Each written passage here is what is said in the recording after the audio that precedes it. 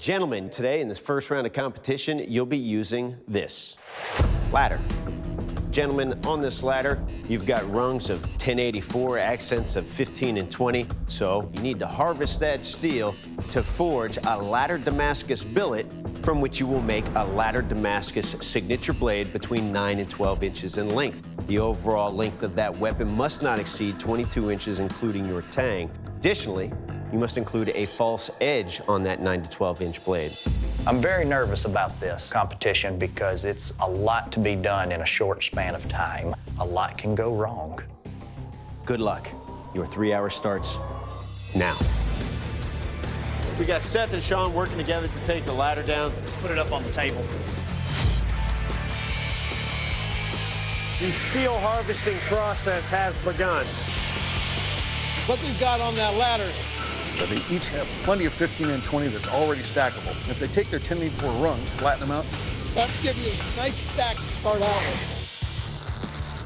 To make sure the pattern comes out, once I draw the blade out, I'll cut the ladders real tight, and then I'll finish the blade out, and hopefully we see a nice wave in it. I have my billet forge welded. It's solid, no delaminations.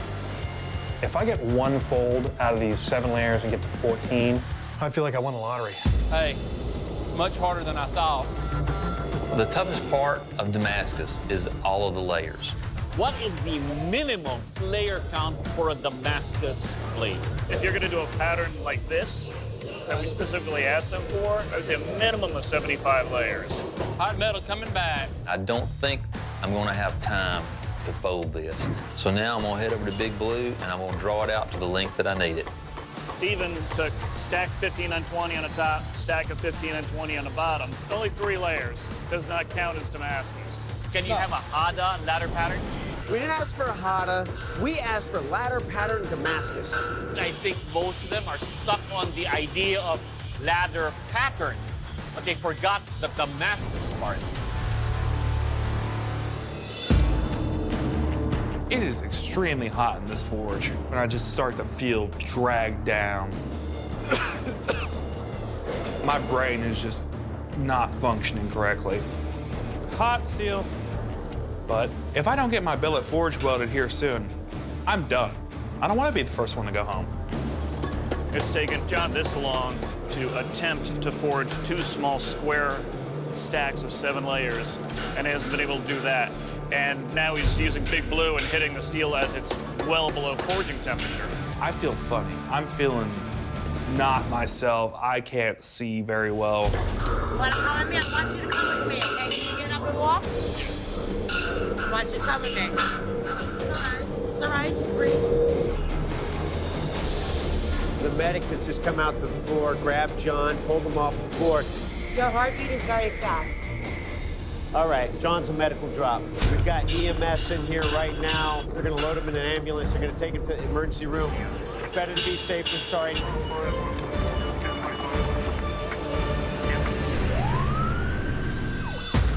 John is gonna be okay. However, the fact that John has left this competition does not guarantee that all of these smiths will move forward. In order to stay in this competition, our 3 bladesmiths still need to complete their blades. Bladesmiths, 20 minutes.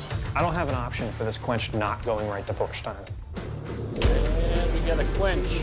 No dings, no cracking noises, and I look at the blade, it's straight. This is great. The quench at this point is the most important thing that I could do. It's hard to see color right now. I'm gonna use this magnet, see how magnetic we are? I don't think a magnet's gonna stick to that, buddy boy. So I'm close. Steve has been keeping his steel very hot. and that's a recipe for stress fractures and a brittle blade. I want to see ladder rungs on both sides of my blade. That's the goal. When I pull my blade out, I can see where there's been some rungs cut, but I don't know if it's going to satisfy the judges. There's no time on the clock, so at this point, I need to get a false edge on first, and then I want to start getting ready to get to the cutting edge like it needs to be. I almost forgot. I have to put a false edge on this. I remembered just as I was going to turn off the machine. So no, I got to put the false edge in.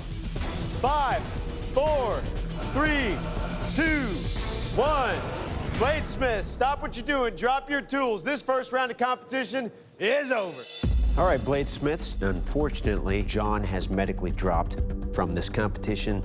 That does not absolve you from the responsibility of providing us with blades that fit within the parameters. You had to make a signature ladder pattern Damascus blade between 9 and 12 inches in length that also included a false edge. All right, Seth, please present your blade to the judges. First off, great classic buoy shape. Like the false edge on here and the way you put it in. But there's really no differentiation. You can't see any color change in your etch, which is pretty much telling me that the vast majority of metal on this blade is all the same metal. When you take a bunch of layers of the same metal and forge weld them together, that's called a Hada technique. There's certainly no visible ladder pattern here, and calling it a Damascus isn't quite appropriate. All right, Sean, you're up next. Please present your blade to the judges. Right, Sean, right off the bat, there are no laddered patterns here that we're looking for. This is what I see. I see a knife shape. I see a blade that's got a handle that looks like it's gonna slash. It does have the false edge we're looking for, and it's got some layers, so it's Damascus. Good job on that. But we don't have a ladder pattern. Steve, if your blade has a ladder pattern in it and it hits those parameters, you could be the Forged in Fire champion right here, right now. Please present your blade to the judges.